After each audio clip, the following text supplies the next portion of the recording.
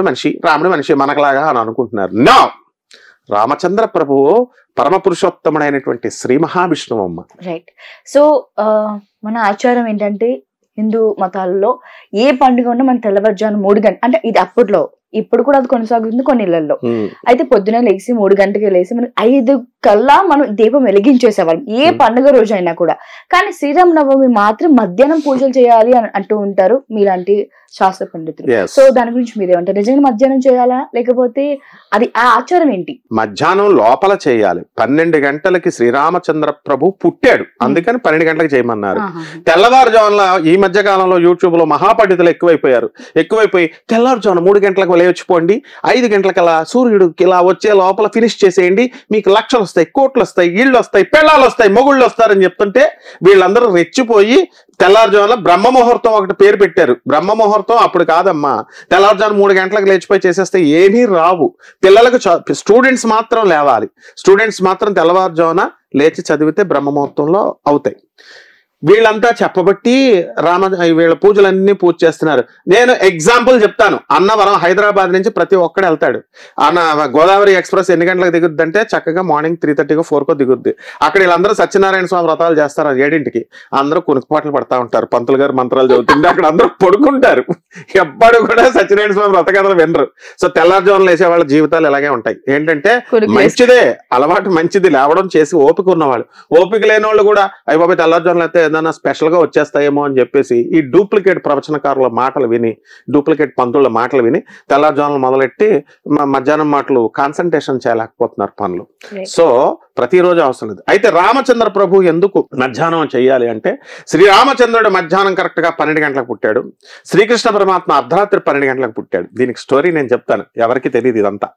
ఎలా అంటే, రామచంద్రుడు పుడితే అందరూ సంతోషించేస్తారు, దేవతలు రాక్షసులు కూడా సంతోషిస్తారు, మానవులు అందరూ సంతోషిస్తారు. ఒక్కడ మాత్రం ఏడుస్తా కూర్చున్నాడు. వాడు ఎవడో చెప్పు చూద్దాం.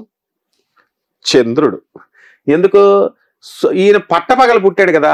అరే రామచంద్రుడు పుడితే గంధర్వులు, కిన్నెర్లు, కింపురుషులు, మానవులు, కుక్కలు, నక్కలు అన్ని వెళ్ళి చూసి వస్తున్నాయి, కానీ నేను లేను కదా, నేను చూడలేకపోయాను కదా అని ఏడుస్తూ ఉంటే రాముడు దయామయుడు. అప్పుడు ఆయన ఏమంటాడు, చంద్ర నువ్వు ఏడవకు, అందుకని నీకు 2 వరాలు ఇస్తాను. దేవుడు ఎప్పుడు ఒకటి అడిగితే 2 ఇస్తాడు.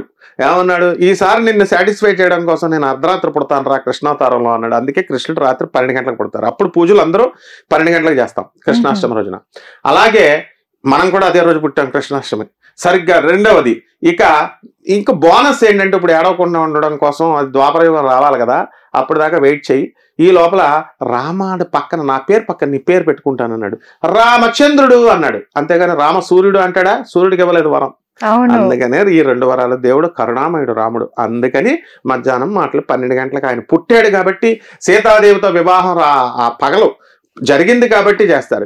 ఈ పగల ముహూర్తాలు బాగోవండి, రాత్రులు కావాలండి, తెల్లారుజాములు కావాలండి అని ఈ పంతులు ఖాళీలు ఉంటాయి కాబట్టి ఆ ముహూర్తాలు పెడతారు. జనరల్ గా పెళ్ళిళ్ళు, ఇప్పుడు చూడు, నువ్వు ఏదైనా వ్రతం చేసుకోవాలనుకున్నావు అనుకో, ఆ రోజు పంతులకు వేరే డేట్ ఎక్కడన్నా పూజ ఉందనుకో, వాడు ఏమంటాడంటే ఈ టైం మంచిది కాదు, నేను బిజీ అని చెప్పడు, ఈ టైం మంచిది కాదంటే, ఈ మూర్ఖాజనము మనం ఎంత ఎడ్యుకేట్ చేస్తున్నా, అబ్బే పంతులు గారండి చెప్పారండి, మా ఊరు పంతులు గారండి అంటారు. వాడిని పంతులకు డబ్బులు వస్తాయి అంతే. సో ఎప్పుడు కూడా మిట్ట మధ్యాహ్నం 12 గంటలకి స్వామి వారి కళ్యాణం జరిగింది. పగలు జరిగినా, నైట్ టైం జరిగినా పెళ్ళిళ్ళు, తెల్లారుజాము జరిగినా, ఎప్పుడు జరిగినా పెళ్ళిళ్ళు సీతారాముల్లాగా ఉండాలి. అంతేగాని వీళ్ళ అర్ధరాత్రి అందరికి ఇబ్బంది పెట్టే గాడిద ముహూర్తాల్లో పెడతారు ఈ పంతుళ్ళు పెళ్ళిళ్ళు. తెల్లారుజాము 3 గంటలకు పెడతాడు. ఎలాగెళ్తారు ఇంటికి? గాడిదలకి ఏమైనా బుద్ధి ఉందా? అర్ధరాత్రులు పెడతాడు 12 గంటలకి. ఎలా వెళ్తారు? కన్వీనియన్స్ కూడా ఉండాలి కదా. Day time is not allowed. వీళ్ళకి ఏమైనా ముహూర్తాలు ఇలా ఏమైనా చూసి రాసేసారు, అంత క్యాలిక్యులేషన్స్. వీళ్ళందరికీ నేను ఒక ప్రశ్న వేస్తున్నాను, ఈ పంతుళ్ళందరికీ కూడా ముహూర్తాలు పెట్టేవాళ్ళు అంత మేధావులు అయితే, వెలాసిటీ ఆఫ్ జూపిటర్ ఎంత? దాని యూనిట్ చెప్పండి. వెలాసిటీ అంటే ఈ గ్రహాలను బట్టే కదా చెప్తున్నాడు. చంద్రుడు, కుజుడు, శని, ఇవన్నీ కూడా ఈ నవగ్రహాలు కారులో వెళ్తున్నట్టు స్పీడ్గా అవి కూడా తిరుగుతున్నాయి కదా, దానికి వేగం ఉంది కదా. ఆ వేగం ఒక్కొక్క దానికి ఒక్కొక్క డిఫరెంట్ గా ఉంటుంది, రోజు యూనిఫామ్ గా ఉండవు. దాన్ని దేంతో కొలుస్తారో చెప్పమని చూద్దాం. మనిషి బరువును కిలోలతో కొలుస్తాం. రూపాయలు, ఈ వస్తువు 10 రూపాయలు అంటాం, రూపాయలతో కొలుస్తాం. మరి ఈ వేగాన్ని దేంతో కొలుస్తారో చెప్పలేనటువంటి ఈ వీళ్ళంతా ఎందుకు మూఢనమ్మకాలు పెంచుతారు? అర్ధరాత్రులు పెళ్లిళ్ళు చేస్తే మంచిది, తెల్లారుజామున పెళ్లిళ్ళు చేస్తే మంచిది. ఛాలెంజ్ చేశారు జ్యోతిష్కులకి, పంతులకి. చెప్పమని ఇప్పుడైనా ఇలా అమ్మ. అందుకని ఎప్పుడు పెళ్లి చేసుకున్నా బాగుంటుంది. రాముడు సీతతో ఏ రోజున డైవర్స్ తీసుకోలేదు. కృష్ణుడు తన అష్టమ భార్యల్ని మంచిగా ఈక్వల్ గా చూసుకున్నాడు. అండ్ లవర్ ఆ రాధారాణి చెప్పినట్టు వినేవాడు. So no diversion, no issues. ఇవి నేర్చుకోవాలా, అంతేగాని పగలు రాత్రి తెల్లారుజామున ఇట్స్ ఆల్ నాన్ సెన్స్ అమ్మ. రైట్. శ్రీరామ నవమి రోజున రామనామ జపం చేస్తే కలిగే లాభాలేంటి? శ్రీరామనవమి రోజునే కాదు, ఎప్పుడు చేసినా మనకి ఫలితం వస్తుంది. అసలు రామనామమే పాపాలను నశింపజేస్తుంది. అంటే నువ్వు ఎవరిష్టం వచ్చినట్టు వాళ్ళు కబ్జాలు చేస్తూ రామ రామ రామ అని అంటే ఆ పాపాలు పోతాయంటే పోవు. నీకు తెలియకుండా చేసిన పాపాలు ఏమైనా ఉంటే అప్పుడు పోతాయని చెప్పాడు. శ్రీరామనవమి రోజున చేస్తే ఆ రోజు రామచంద్ర ప్రభు రోజు కాబట్టి ఎక్కువ ఫలితాలు వస్తాయి. ఎలాగా? శ్రీరామ రామ రామ ఇతి శ్రీరామ రామ రామేతి రమే రామే మనోరమే సహస్రనామ తత్తుల్యం రామనామ వరాననే. కొన్ని ఎగ్జామ్షన్స్ ఉన్నాయి. రామ రామ రామ అని దాని ముందు శ్రీ పెడితే షార్ట్ కట్ మెథడ్ చెప్పారు, నీకు 1000 కోట్ల రెట్లు ఎక్కువ ఫలితం వస్తుందని. అలాగే ఆస్పీషియస్ డేస్ అంటాం. ఇవన్నీ కూడా సూర్యగ్రహణాలు, చంద్రగ్రహణాలు, తర్వాత అమావాస్యలు, పౌర్ణములు, శనివారం అమావాస్యలు, నవములు, శ్రీరామనవములు, దసరా, మహర్నవమి, విజయదశమి ఇలాంటి పర్వదినాల్లో ఎవరైతే రామా అని చేస్తే ఏకైకమక్షరం పుంసా మహాపాతక నాశనం అన్నారు. ఒక్కొక్క అక్షరము ఒక్కొక్కసారి చేసినప్పుడు రామ అన్న పాపాలు నశిస్తాయన్నారు. చరితం రఘునాథస్య శతకోటి ప్రవిస్తరం. ఎక్కడి వరకు వెళ్ళిపోయింది అయింది? యోజనాలు. ఇంగ్లాండ్, బ్రిటిష్, ఆ తర్వాత యుఎస్, ఫ్రాన్స్ అందరూ శ్రీరామనవమి చేస్తారు. All the Christians also in foreign countries they will celebrate. అలాగా ఆ యూనిటీ అనేది ఫారిన్ కంట్రీస్ లో ఉంది. ఈ గాడిద యూనిటీ అనేటటువంటిది ఈ యొక్క భారతదేశంలో లేదు, కొట్టుకు చేస్తున్నారు అనమాట. కాబట్టి శ్రీరామ నవమి రోజున చేసినప్పుడు అనంతమైన ఫలితం వస్తుందమ్మా జపం వల్ల. మీరు ఎప్పుడు కూడా మనకి ఏం చెప్పినా కూడా ఈ రంగు బట్టలు వేసుకుని ఈ రంగు దానం చేస్తే బాగుంటుంది. పలు నాకు ఇంటర్వ్యూలో చెప్పడం జరిగింది. అలాగే నవమి రోజున ఏ రంగు బట్టలు వేసుకొని మనం పూజ చేస్తే ఆ రాముల వరకు నచ్చుతుంది. అలాగే ఆయన ఏ బట్టలు రంగు మనం వేసుకొని ధరిస్తే ఆ రోజు మనకి బాగుంటుంది. రాముడు దిగంబరుడు. దిగంబరుడు అంటే బట్టలు లేకుండా ఉండేవాడు. ఈ అఘోరి అమలా కాదు. దిగంబరుడు అంటే దిక్కుల్ని అంబరాలుగా చేసుకునేటటువంటి వాడు. అంటే ఆయనకి ఎంతసేపు బ్లూ కలర్ ఇష్టం, స్కై బ్లూ. అందుకే కృష్ణుడు బ్లూ, రాముడు బ్లూ, పార్వతీదేవి బ్లూ అంటే నలుపు రంగు. అందువలన ఆకాశానికి బ్లూ కలరు, సముద్రానికి బ్లూ కలర్ ఎందుకు వస్తుందంటే అవి బ్లూగా ఉండవు. ఈ గ్యాసెస్, ఈ రేస్ వీటి వల్ల అలాగా అనిపిస్తూ ఉంటుంది. సో బ్లూ కలర్ బట్టలు వేసుకోవాలా, నీలమనులు ధరించాలా. అంతా నీలం నీలం నీలం. అందువల్లనే ఎందుకు రాముడు ఇప్పుడు తెల్లగా ఉన్న అమ్మాయిలు ఉంటారు, వీళ్ళకి ఒకసారి ఏసీ లేకపోతే అయ్యి బాబాయ్ అంటారు. అలాగే ఎవరినన్నా కలవాలనుకో జస్ట్ 2 minutes లో అపాయింట్మెంట్ కావాలంటారు. అంటే తెల్లగా ఉన్న వాళ్ళు మగవాళ్ళు కానీ ఆడవాళ్ళు కానీ వాళ్ళకి ఓపిక తక్కువ ఉంటుంది. అండ్ అదే నల్లగా ఉన్నటువంటి వాళ్ళకి ఓపిక ఎక్కువ ఉంటుంది, రోగాలు తొందరగా రావు, ఇమ్యూనిటీ పవర్ ఎక్కువ ఉంటుంది. అలాగే రామచంద్ర ప్రభు నలుపు కాబట్టి బ్లూ కలర్, నలుపు డ్రెస్సులు అనేటటువంటివి చాలా ఇష్టం. అందుకని నీలం కలర్ చాలా ఇష్టం అమ్మ రామచంద్ర ప్రభుకి. రైట్. సో మామూలుగా మనకి దేవుళ్ళకి ఏం నచ్చుతుందంటే పాపపుణ్యాలు పక్కన పెడితే మనం దాన ధర్మాలు చేయడం చాలా ఇష్టపడతారు దేవుళ్ళు కూడా. అయితే ఖచ్చితంగా ఆ రోజు దాన ధర్మాలు చేయాలి అంటారు కొంతమంది. నిజంగా చేయాలా, లేకపోతే గురువు గారు ఆ రోజు మనం ఎలాంటి నియమాలు పాటించాలి? దాన ధర్మాలు ప్రతిరోజు చేయాలా, ప్రతి మనిషి చేయాలా. లవర్స్ కు చేయడం కాదు దాన ధర్మాలు. లేకపోతే వాళ్ళకి ఇష్టమైన వాళ్ళ చుట్టాలకు చీరలు పెట్టడాలు, లేకపోతే వాళ్ళ చుట్టాలకు మంచి పేరు మెచ్చుకుంటారని పెట్టడం కాదు. పేదవాళ్ళకి పెట్టాలి. పేదవాళ్ళు ప్రపంచంలో అవసరాల్లో ఉండి అడుగుతారు పాపం. ఇలాంటి వాళ్ళకి అందరికీ కూడా ఆ రోజు దాన ధర్మాలు చేయాలి. ఆ రోజు శుక్రవారం అయినా సరే కొంతమంది గాడిద పంతుళ్ళు, కొంతమంది గాడిద ఫిలాసఫర్స్ ఏం చెప్తున్నారు, ఇదిగో శుక్రవారం నాడు డబ్బులు ఇవ్వకండి లక్ష్మీదేవి వెళ్ళిపోద్ది, మంగళవారం నాడు డబ్బులు ఇవ్వకండి, వీడి పెళ్ళడానికి హార్ట్ అటాక్ వస్తే ఎవడో ఇవ్వకూడదు వీడికి అప్పు. ఎందుకంటే ఆ కేర్ హాస్పిటల్, ఈ అపోలో హాస్పిటల్ బిల్లు ఒక 50 లక్షలు ఇవ్వాలా, వీడికి ఎవడో అప్పు ఇవ్వకూడదు. అప్పుడు ఇలాంటి ప్రచారాలు చేయడం మానేస్తారు. అందువలన అవసరాలలో ఉన్నప్పుడు help the poor, help the needy. ఇది స్వామి వివేకానంద చెప్పింది, జీసస్ క్రైస్ట్ చెప్పింది, ఎవ్వరు చెప్పినా యూనివర్సల్ బ్రదర్హుడ్ ముస్లిం చెప్పింది, క్రిస్టియన్స్ చెప్పింది, సర్వమతాలు గురునానక్ అందరూ చెప్పింది. కాబట్టి ఇలాంటి పండగ పబ్బాల రోజున ఎందుకు పాపం అడుక్కునే వాళ్ళంతా రామాలయం గుడి బయట ఎందుకుంటారు? జనమంతా వెళ్తారు కాబట్టి ఏదో ఒక హెల్ప్ చేస్తారని. Every human being will have greater expectations on his fellow being అన్నారు. పక్క వాళ్ళని ఆశిస్తారు. నీ కారు ఉందనుకో, అరే ఎప్పుడైనా సరే నన్ను ఎక్కించుకుంటుందేమో అని బబ్లు అడుగుతాడు, ఎక్స్పెక్ట్ చేస్తాడు. ఎందుకంటే ఆ రోడ్లో ఉన్నాను దింపుతుంది అని. అట్లా ప్రతి మనిషి కూడా వీడు బాగుపడాలి అని కోరుకుంటాడు. బాగుపడితే వాడి దగ్గర డబ్బులు ఉంటే ఎప్పుడైనా నాకు అప్పిస్తాడని. ఈ వీళ్ళు వచ్చి ఇప్పుడు ఆధునికమైనటువంటి యూట్యూబ్ జ్యోతిష్కులు వచ్చి నువ్వు మంగళవారం ఇవ్వకు, శుక్రవారం అనుకో, అసలు పాత బట్టలే దానం చేయకు, మొత్తానికి పోతావు నువ్వు అని. అసలు వీళ్ళ అమ్మ పెట్టదు, అడుగు తినానేవద్దు, వీళ్ళు పెట్టరు, వీళ్ళు ఎలాగో దానాలు చేయరు, అంతా ఇన్కమింగ్ లేళ్ళు. కాబట్టి ఇలాంటివి చేయకూడదమ్మా. ఖచ్చితంగా శ్రీరామనవమి రోజున దాన ధర్మాలు మిగతా రోజుల్లో కూడా చేయాలి, ప్రతి నెలా చేయాలి. మనుస్మృతి కూడా చెప్తుంది, నాట్ ఓన్లీ పాస్టర్స్ కాదు, అది కరెక్ట్, అది క్రిస్టియానిటీలో చెప్పింది కరెక్ట్. దశమ ఫలమే ఇవ్వాలి అన్నారు. అంటే ఎవ్రీ మంత్ నువ్వు ఇవ్వరా బాబు, 10%. మనుస్మృతి కూడా 10% అనే చెప్పింది. మనుస్మృతి కూడా 10% ఇవ్వాలి హిందూ ధర్మం చెప్తుంది. ఎవడిస్తున్నాడు, అంతా బీర్వాల్లో కుక్కుతున్నారు. అదిగో మొన్న ఒక జడ్జి, ఆనరబుల్ జడ్జిది కాల్ చేస్తే హైకోర్టు జడ్జి 120 కోట్ల రూపాయలు కట్టలు కాలిపోయినాయి స్టోర్ రూమ్ లో. మరి అలా ఉంటుంది అనమాట. రైట్. అయితే గురుగారు, పుట్టిన తేదీ అనేది ప్రతి మానవుడికి ఒకటే డేట్ లో ఉంటుంది. అయితే దేవుడి విషయానికి వస్తే మాత్రం దానికి మీరే క్లారిఫై ఇవ్వాలి. లాస్ట్ 2024 లో మనకి April 17th కి వచ్చింది శ్రీరామనవమి, బట్ ఈసారి 6th April కి వచ్చింది. అయితే పుట్టిన తేదీ అంతా కూడా ఎవరికైనా ఒకటే డేట్ ఉంటుంది. ఇలా తేడాలు ఏమైనా ఉంటాయా? అసలు తేడా ఎందుకు ఉంది? అది తేదీలను బట్టి చూసేది గ్రిగేరియన్ క్యాలెండర్ మన బ్రిటిషర్స్ పెట్టింది. అందువలన డేట్స్ అనమాట 1st 7th అని బ్రిటిషర్స్ తిడతారు. బ్రిటిషర్స్ పెట్టినటువంటి డేట్లు రోజున బర్త్డే కేకులు చేస్తారు. ఆ కేకులు కట్ చేసేది ఎవరు? బ్రిటిషర్స్ పెట్టింది. బ్రిటిషర్స్ పెట్టినటువంటి విమానాలు ఎక్కేస్తారు, ట్రైన్స్ ఎక్కేస్తారు, లైట్లు వేసేసుకుంటారు, టెక్నాలజీ అంతా వాడేస్తారు. అంటే శ్రీరామనవమి రోజున శ్రీరామనవమి, శ్రీకృష్ణాష్టమి ఇలాంటివన్నీ కూడా పండగలు తిథులను బట్టి చేస్తాం. పంచాంగాల్లో 5 అంగాలు ఉంటాయి. ఏంటది? తిథి, వారము, నక్షత్రము, కరణము, యోగము అని ఉంటది. తిథిని తీసుకుంటాం. శ్రీరామ నవమి అన్నాం, నవమి తిథి అనమాట. అందుకని రామనవమి ఏ రోజున వచ్చిందో చూస్తారు. మళ్ళీ ఇందులో హిందూయిజంలో మళ్ళీ 2 పార్టీలు ఉన్నాయి. ఇందులో స్మార్తులు, వైష్ణవులు. వాళ్ళు ఏమంటారు? స్మార్తులు అంటే అడనామాలు పెట్టుకున్నవాళ్ళు, బ్రాహ్మణులు. వాళ్ళు ఏం చేస్తారు? నవమి మేము తిథి చూస్తాం అంటారు. వైష్ణవులు వచ్చేసి నక్షత్రం చూస్తాం, రామచంద్ర ప్రభు పునర్వసు నక్షత్రంలో పుట్టాడు, మాకు నవమి లేకపోయినా పర్లేదు, నక్షత్ర మూలం అని వాళ్ళు కూడబెడతారు. అందుకని 2 డేట్స్ వచ్చినాయి. కృష్ణాష్టమి నేను పుట్టాను కాబట్టి నాకు ఈ విషయాలన్నీ తెలుసు. ఒకడేమో స్మార్తవాడేమో ఒకరోజు చెప్తాడు, వైష్ణవులేమో రోహిణి నక్షత్రం ఉండాలంటారు. మరి ఇంకొకటేమో మిగులు, మళ్ళీ ఇందులో మిగులు తగుళ్ళు, పొద్దున మాటలు. North Indian and south Indian system. పొద్దున్న సూర్యుడు ఉదయం ఏ నక్షత్రం ఉంటుందో అదే, ఏ తిథి ఉంటుందో అదే అని చెప్పారు. దానికి 3 రోజులు శుభ్రంగా, మా స్కూల్ 3 రోజులు సెలవు ఇవ్వరు కదా, ఏదో 1 రోజు ఇస్తారు గవర్నమెంట్. అందుకని స్మార్తులు చెప్పేటటువంటి దాన్నే ఇండియా బేస్ చేసుకుంటుంది, ఇండియన్ గవర్నమెంట్ ఫాలో అవుద్ది. కాబట్టి అందువలన ఈ డేట్స్ అనేది ప్రతి నెల డేట్ సేమ్ రావాలని లేదు, తిథుల మాత్రం ప్రకారం చేసుకుంటారు. రైట్. ఇక చివరిగా ఒక క్వశ్చన్, అది ఏంటంటే మనము రాముల వారు ఏ కోరిక అడిగినా ఆయన తీరుస్తారు, ఏ దేవుడినన్నా అంతే.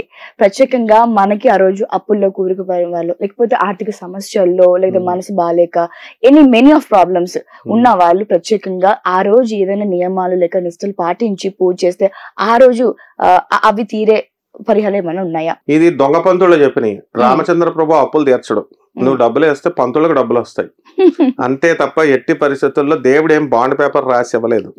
ఇప్పుడు కన్న తండ్రి మీ నాన్నగారు ఆస్తి సంపాదిస్తారు, ఆయన తండ్రి కొడుకులకు ఇవ్వాలి, పిల్లలకి ఇవ్వాలని ఏం లేదు.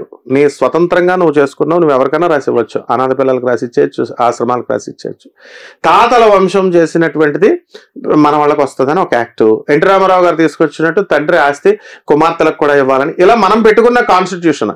అసలు దేవుడు పెట్టినటువంటి లా ఆఫ్ క్రియేషన్ లో ఏంటంటే ఆస్తులు, బాండ్ పేపర్లు, అప్పులు తీర్చడాలు ఇవేమి ఉండవు. అరే యూజ్లెస్ ఫెలో, నేను నిన్ను ఒక ఆత్మనిచ్చి పంపించాను, నువ్వు అడిగావు ఆ జన్మ, నువ్వు మళ్ళీ నీ బాడీయే నీది కాదు, ఆ బాడీతో మంచి పనులు చేసి రా మళ్ళీ పైకి, దట్స్ ఆల్. నువ్వు ఇక్కడ కుక్కల రిలేషన్స్ లాగా అన్ని రిలేషన్స్ పెట్టేసుకొని అప్పులు ఆడికి ఇవ్వాలి, లేకపోతే వీడికి నేను పెళ్లి చేసుకుంటాను, నాకు పిల్లలు లేరు, ఇలాంటివన్నీ కూడా అనిల్ కపూర్ క్లియర్ గా చెప్పాడు.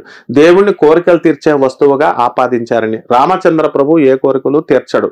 దానికి ఆయన మీద భక్తితో ప్రసన్నంగా చేసుకొని, ఆయన మంచి డెడికేషన్తో. పూజలు అంటే ఏంటి? పసుపు కుంకాలు వేసేసి రామ రామ రామ అంటే కోట్లు వస్తాయంటే ప్రతి ఒక్కడు చేస్తాడు. కాబట్టి వీళ్ళు ఏం చేయాలంటే అమ్మా, మంచి పనులు చేయాలి, పేదవాళ్ళకి చేస్తూ, సమాజానికి ధర్మరక్షణ చేస్తూ, అవతల వాడు ఎవడో ఒక రౌడీ వచ్చి కబ్జా చేస్తుంటే ఆ కబ్జా గాడిని ఎదిరించాలి, మన ప్రాణం పోయినా పర్లేదు, పక్కనోడదైనా పర్లేదు, అలాంటి బెనిఫిట్లు చేయాలి. చిన్న పిల్లోడిని మనం ఎవరైనా అవమానిస్తుంటే ఇది చేస్తుంటే మనం వెళ్ళాలి. ఈ రకంగా మనము చేసినప్పుడు అది దాన్ని పూజ అంటారు. కాబట్టి మామూలుగా ఇలా చెప్తే ఇంటలెక్చువల్స్ చెప్పేది ఎవరికి జనానికి ఎక్కదు. కాబట్టి అదే నేను శుభ్రంగా ఈ డ్రెస్సులు వేసుకొని మంచిగా నియమనిష్టలతో ఈ శ్రీరామనవమి ఈ యొక్క పూజ చేసుకొని మనం ఉపవాసాలు చేసి జాగరణ చేసి ఇలాంటివి చెప్పామనుకో బ్రహ్మాండంగా ఉంటుంది. కాబట్టి మనం రామచంద్ర ప్రభు కోరికలు తీరాలి అంటే ఆ రోజు ఉపవాసం ఉండాలి. రెండో వర్గానికి చెప్తున్నాను, మొదటి వర్గం అని చెప్పేశాను. రెండో వర్గం ఏంటంటే ఆ రోజు తెల్లవారుజామునే నిద్ర లేవాలా, తలంటి స్నానాలు చేయాలా, చక్కటి శుభ్రమైనటువంటి వస్త్రాలు ధరించాలా, ఈ రామరక్షా స్తోత్రాన్ని కానీ ఈ రామ అష్టోత్తర మంత్రాలని చదవడం కానీ, అలాగే పాయసాన్న ప్రియ తక్స్థ పశులోక భయంకరి ఖీర్ అంటే చాలా ఇష్టం. ఖీర్ రాముడికి ఆ ఖీర్ తయారు చేసేసి పెట్టేసి సీతారామచంద్రుల అష్టోత్తరాలు ఇవన్నీ కూడా చదివేసి షోడశ ఉపచారాలు చేసేసి ఇవన్నీ చేస్తే రామచంద్ర ప్రభు యొక్క అనుగ్రహము వచ్చి వీళ్ళ అప్పులు తీరతాయి, వీళ్ళ యొక్క కష్టాలు గట్టెక్కుతాయి. ఆ మార్గాన్ని చూపిస్తాడు రామచంద్ర ప్రభు. అయోధ్య గురించి మనకు తెలిసిందే గురుగారు. సో చాలా ఫైట్ చేసి ఆఖరికి మనకి అయోధ్య అనేది ఏర్పడింది. శ్రీరామ బాలుడిని అక్కడ మనకి ప్రతిరూపంగా చూసుకుంటాం. సో చాలా ముద్దుగా, చాలా క్యూట్ గా అక్కడ రాముడి వారు అనేది మనకు కనిపిస్తుంటది. సో దాని గురించి మీరే మాట్లాడతారు. క్యూట్ గా ముద్దుగా చిన్నపిల్లల్లో ఉన్నాడుగా, తెచ్చేసుకుంటే సరిపోతుంది రాముడిని, నువ్వు తెచ్చేసుకో. అంటే అయోధ్యలో సరయూ నది ఉన్నంత కాలం, సూర్యుడు ఉన్నంత కాలం, రామనామం ఉన్నంత కాలం రామచంద్ర ప్రభు అయోధ్యలోనే ఉంటాడు. అయోధ్యలో పుట్టాడు. ఇది సత్యము, ఇది సత్యము, ఇది సత్యమని ప్రతి అయోధ్యవాసి ఈ వాల్మీకి రామాయణంలో ఇలాగే చెప్పబడి ఉంది. కాబట్టి అప్పుడు ఆ బాబ్రీ మసీద్ ఉన్నా రాముల వారు అక్కడ ఉన్నాడు. ఇప్పుడు మనం సపరేట్ గా గుడి కట్టుకున్నా ఇప్పుడు రాముడు ఉన్నాడు. ఆ గుడి కట్టకపోయినా ఎప్పుడూ రాముడు ఉంటాడు. కానీ మనం హిందువులం కాబట్టి మన ఆలయం మనం కట్టుకుంటే మనకు సంతోషం. కాబట్టి ఎన్నో త్యాగాలు చేసి ఆ గుడి కట్టారు. కొంతమంది యుద్ధాలు జరిగినాయి. కాబట్టి ఇది చాలా డేర్ అండ్ డాషింగ్ గా చేశారు. దీనికి అద్వానికే ఇవ్వాలి మనం ఆ యొక్క క్రెడిట్ అంతా కూడా. సో ఆ విధంగా ఈ రోజున మతాలుకి కులాలకి అతీతంగా మనం అవన్నీ పక్కన పడేసేయాలా. మొత్తం మీద రామాలయం వచ్చింది చక్కగా, ప్రతి హిందువు సంతోషించేటటువంటిది. అయితే ఈ శ్రీరామనవమి రోజున ఫుల్ వెళ్ళిపోయి జనాలు వెళ్ళిపోయి అక్కడ ఆడవాళ్ళని తొక్కేసి తర్వాత చిన్నపిల్లలను తొక్కేసి వికలాంగులను ఎరగొట్టేసి అలా చేయకూడదు. ఆ రామనవమి రోజున ముఖ్యంగా మనం ఈ ప్రజలందరికీ ఏం చెప్పాలంటే, కేవలము అయోధ్య వెళ్తేనే ఆ రోజు వెళ్తేనే మీకు ఏదో స్పెషల్ వరాలు ఏదో ఇస్తాడు అనుకోవడం తప్పు. అక్కడ ఎప్పుడైనా వెళ్ళొచ్చు. జనం డైల్యూట్ చేయాలా. మనం ఇక్కడ చాలా రామాలయాలు ఉన్నాయి, వెళ్ళండి. ఇక్కడ పోనీ రామాలయాలన్నీ ఫుల్ బిజీగా ఉన్నాయి. శివాలయానికి కూడా వెళ్ళొచ్చు, శివుడే రాముడు. కృష్ణుడి దేవాలయాలకు వెళ్ళొచ్చు, ఏదైనా ఒకటే. మనం చెప్పినా వినరు జనం. కాబట్టి ఐఎమ్ వెరీ హ్యాపీ రామచంద్ర ప్రభు యొక్క ఆలయం వచ్చినందుకు. బాలరామాయణం శ్రీరామ రామ రఘునందన రామ రామ శ్రీరామ రామ భరతాగ్రజ రామ రామ శ్రీరామ రామ రణకర్కశ రామ రామ శ్రీరామ రామ శరణం భవ రామ రామ శ్రీరామచంద్ర చరణం మనసా స్మరామి శ్రీరామచంద్ర చరణం వచసా గృణామి శ్రీరామచంద్ర చరణం శిరసా నమామి శ్రీరామచంద్ర చరణం శరణం ప్రపద్యే. అంటే రామచంద్ర ప్రభు పాదాలు తప్ప ఆంజనేయ స్వామికి ఎలాగైతే తెలీదో మనం కూడా ఆ రామచంద్ర ప్రభువుని పాదాలని శిరస్సు మీద ధరిస్తాం. అలాగే మనము శరణ వేడతాం. శ్రీరామచంద్ర ప్రభు రఘునందుడు అవ్వచ్చు, అలాగే దశరథుడు పుత్రుడు అవ్వచ్చు. కానీ యుద్ధ రంగంలోకి వచ్చాడంటే రావణుడికి కాదు, మొత్తం సమస్త రాక్షసులకి వాల్మీకి వర్ణించడం రాయలేదు సరిగ్గా. ఏమని మనం రాస్తాం, వాల్మీకి రాయాలని ఉన్న రూల్ ఉందా? లేకపోతే ఈ ప్రవచనకారులే ఇలా అలా అని చెప్పాలని ఉందా? ప్రతి హిందువుకి హక్కు ఉంది. రామచంద్రుడు ధనస్సు పట్టుకొని యుద్ధ రంగంలోకి వస్తే రావణుడు ఇతర రాక్షసులందరికీ పాస్ పడిపోయింది. అంటే అంత అరవీర భయంకరుడు శ్రీరామచంద్ర ప్రభు యుద్ధ రంగంలోకి వచ్చేసి రణ కర్కశ రామ రామ. యుద్ధం చేసేటప్పుడు ఇంకా మొహమాటం ఉండదు. 100 సార్లు చెప్తాడు, నాయనా నువ్వు పద్ధతి మార్చుకో అంటాడు. వినడు వాడు. శరణ వేడు అంటే తనను శరణ వేయడమనడు, ధర్మానికి శరణ వేయడమన్నాడు. నా కాళ్ళు పట్టుకో అనలా.